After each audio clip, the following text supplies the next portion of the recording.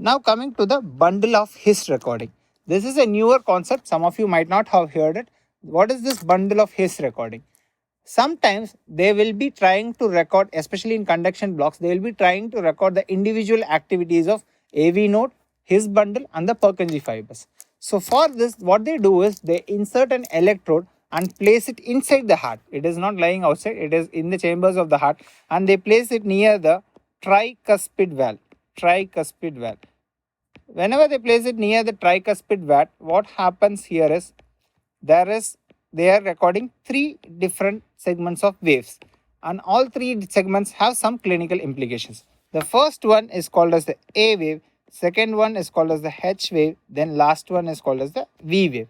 So as the name indicates, H is for his bundle only. First, starting with A, whenever the impulse reaches the AV node, from the SA node it has come to the AV node, and we have placed an electrode near the tricuspid. So the tricuspid will pick up these potentials. So this A in A is due to the AV node impulse. Now coming to this H as the term indicates, it is the his bundle recording. His bundle recording. And coming to the V wave is nothing but our ventricular depolarization recording. Ventricular depolarization, which is happening due to the Purkinje fibers. Polarization recording.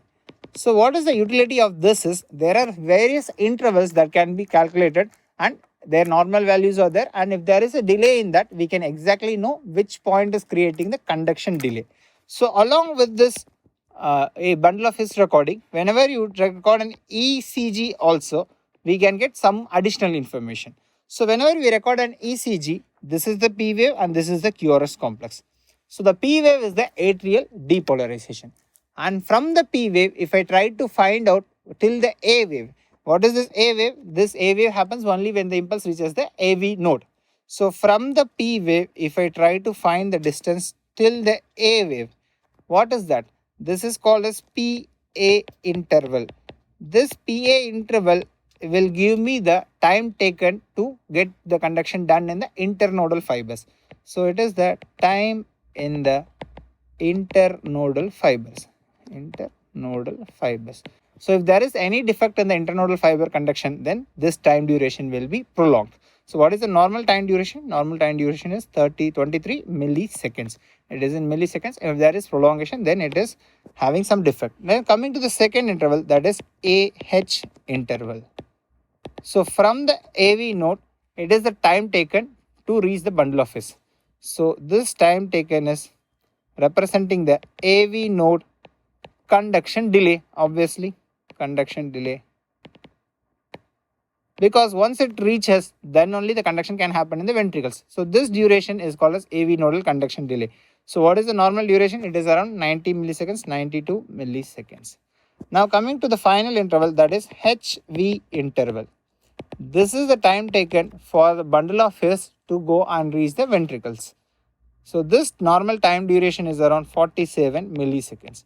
So using this bundle of his electrogram, we can identify this conduction delays which wherever it is exactly happening. So these are the conduction delays and the conduction time period that is required to observe these findings. So we require a bundle of his along with that of the ECG. Now coming to the 24 hours ECG monitoring. Sometimes what happens is the patient will not have the findings whenever we are trying to put them on an ECG machine. For this, what can we do is we can take the ECG recordings for a longer period. So this is like a walking instrument. It will be attached to the chest wall and the subject can keep on moving around and doing his day-to-day activities. Some of the findings can be done through this recording, and this monitor is called as Holter monitoring. Holter monitoring.